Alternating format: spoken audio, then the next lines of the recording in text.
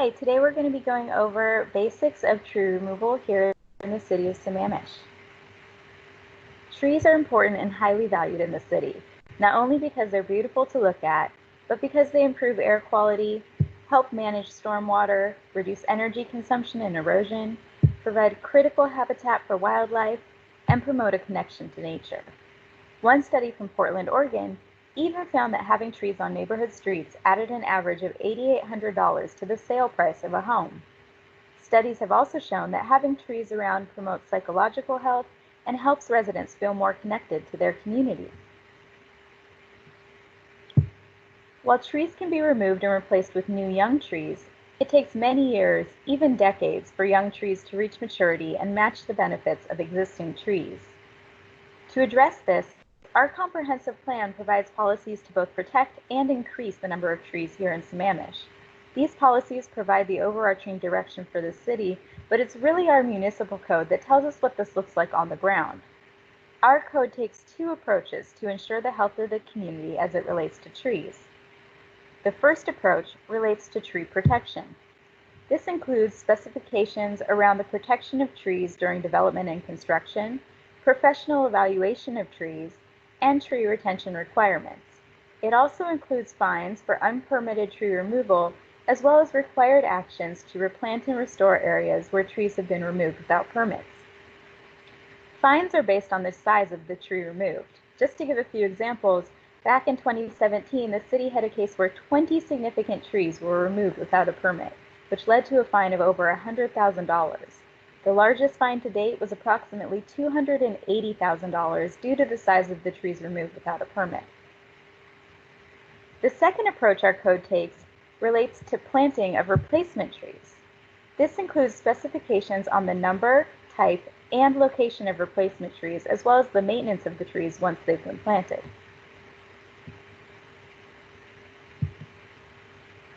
Before we jump into the different types of tree removal available, you'll need to know if what you have is defined as a significant tree, and there are several steps you'll need to take to figure this out. The first is knowing which category of tree you have. Deciduous trees have broad leaves. These leaves change color in the fall, and they spread their seeds using flowers. Coniferous trees have needles instead of leaves, and you won't see them change color in the fall. Instead of flowers, they use cones to spread their seeds.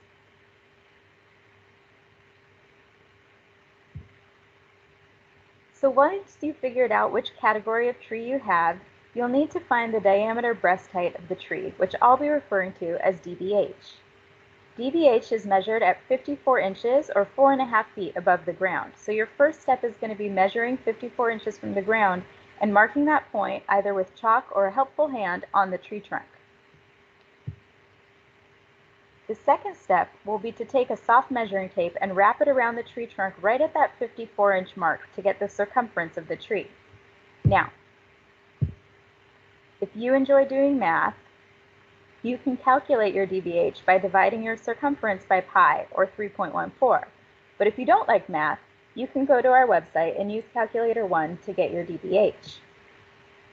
If at 54 inches the tree splits off into multiple branches, you're going to have to do a little more work. You're going to want to grab a writing utensil and paper or have your cell phone handy because you'll need to wrap that measuring tape around each of the branches that split off at that 54-inch height mark and record the circumference for each one. You'll then need to go to our website and enter the different measurements into Calculator 2 to get the total DBH. Once you have your DBH, you'll be able to identify if you have a significant tree based on the tree category that you identified earlier. This is really important to know because it impacts whether or not you need a permit and what will be allowed. If you have a deciduous tree, the tree is significant if you have a DBH of 12 inches or more. And if you have a coniferous tree, it will be significant if the DBH is 8 inches or more. Depending on the type of permit you're going to be applying for, you may be required to hire a professional arborist certified by the International Society of Arboriculture, or ISA for short. You'll want to make sure that you ask your tree consultant, tree company, or landscape company to provide arborist qualifications and that you include that with your permit application because city staff verify arborist credentials through the ISA website. But you can also use the ISA website to assist you in finding an arborist that meets the requirements of the city, and we wanted to quickly show how to do this. On screen is a snip of ISA's website, which we've provided the link for at the top of this slide. You'll want to click on Find an Arborist. When you do so, you'll be taken to this screen where you'll see two options. The first is to find an ISA certified arborist, which allows you to search by name or by location. The second option is to verify that an arborist has a specific type of credential. This is important because the city does require certain credentials for certain types of tree removal, and we'll be talking more about that later.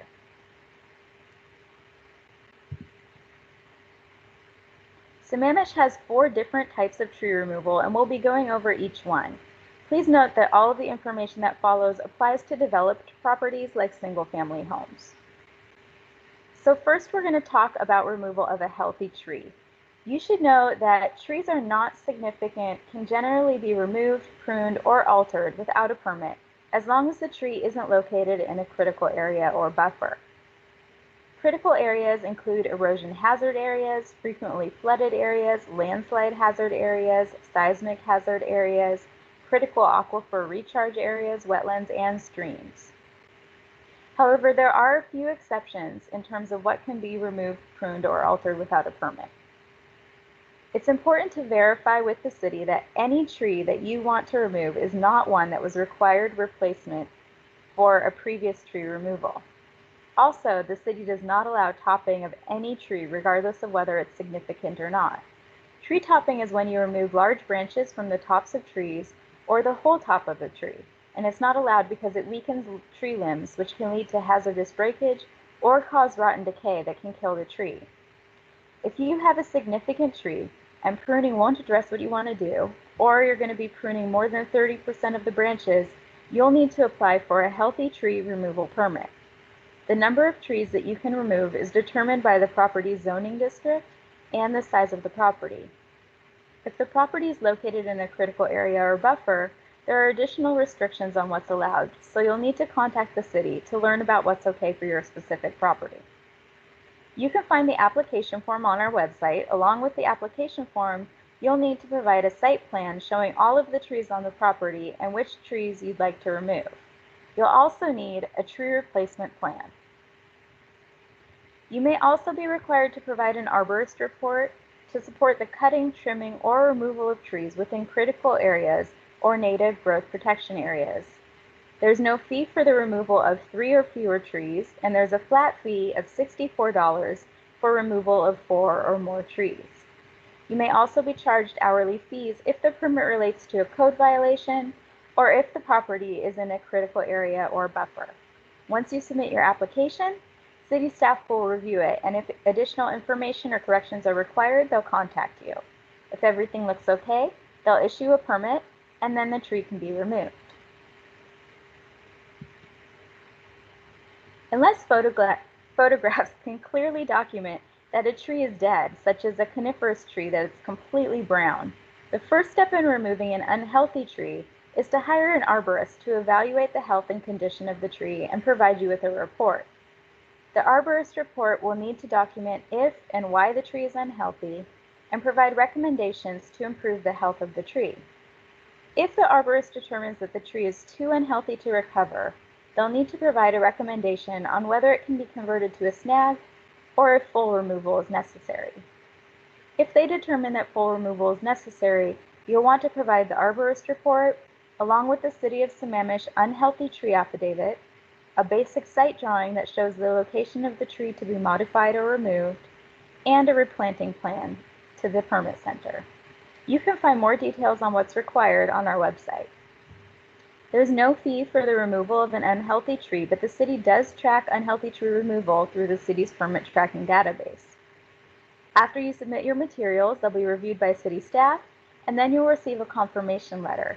And once you have that letter, you'll be able to remove your tree. Hazard trees are those that have a structural defect that will lead to personal injury, damage of property, or prevent emergency access. Similar to an unhealthy tree, you'll need to hire an arborist to evaluate the tree. However, for hazardous tree removal, you'll need to also make sure that your arborist is certified in Tree Risk Assessment Qualification, or TRAQ. You'll need them to evaluate the health and the condition of the tree, identify the distance to a target, such as a structure or road that could be impacted by tree failure, and assess if there's any way to avoid the risk through pruning, cabling, or other preventative measures. If the arborist determines that the tree is a hazard and must be removed, you'll submit their report along with the City of Sammamish hazard tree affidavit, a basic site drawing showing the location of the tree to be modified or removed, and a replanting plan to the permit center. There's no fee for the removal of a hazard tree, but the city does track hazard tree removal through our database. Just like an unhealthy tree, once you submit your materials, they'll be reviewed by city staff, and you'll then receive a confirmation letter. And once you have this letter, it's okay to go ahead and remove the tree. Imminent tree removal is a rare occurrence and applies when a tree has already been removed because there was an emergency and it was threatening someone's life or property. If you've removed a tree because it was an imminent threat, you'll need to create a record of tree removal. City staff will review your report and determine if the tree removal qualified as an imminent threat. If it didn't, a retroactive permit for significant tree removal will be required. Potentially, code enforcement may also be involved. To create your record, you'll need to provide the DBH of the tree that was removed, a description of the conditions that prompted the removal, for example, a strong storm or lightning strike, a short description including the date and time of removal, and finally photos or video of the tree and the threatening condition. You'll then provide the report along with the City of Sammamish imminent threat tree removal affidavit and a basic site drawing showing the location of the tree and a replanting plan. Just like unhealthy or hazard trees, there's no fee for the removal of an imminent threat tree, but the city does track the removal in our database. And just like the others, once you submit your materials, they'll be reviewed by city staff, and then you'll receive a confirmation letter. If the tree removal was determined not to meet the requirements of an imminent threat, staff will contact you about next steps.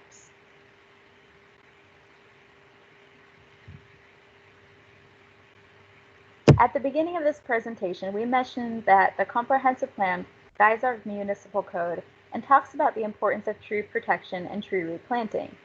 As a result, the municipal code focuses on maintaining the city's tree canopy and ensuring that we're replacing trees with healthy native trees that will grow to provide the same benefits as the tree that was removed.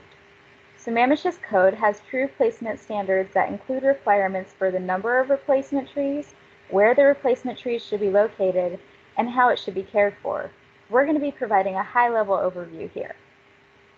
As mentioned previously, if the tree has a DBH smaller than 8 inches for a coniferous tree or smaller than 12 inches for a deciduous tree, you're not required to replace it. Significant trees require only a 1-to-1 replacement, but there are 2 other tree sizes that you should know about. Heritage trees are those that have a DBH of 22 inches or more, and these will require 2 replacement trees for every 1 removed. Landmark trees are those that have a DBH of 32 inches or more, and if you remove a landmark tree, you'll need to replace it with 3 trees. Replacement deciduous trees need to have a DBH of at least 2.5 inches. Replacement coniferous trees must be at least 8 feet tall.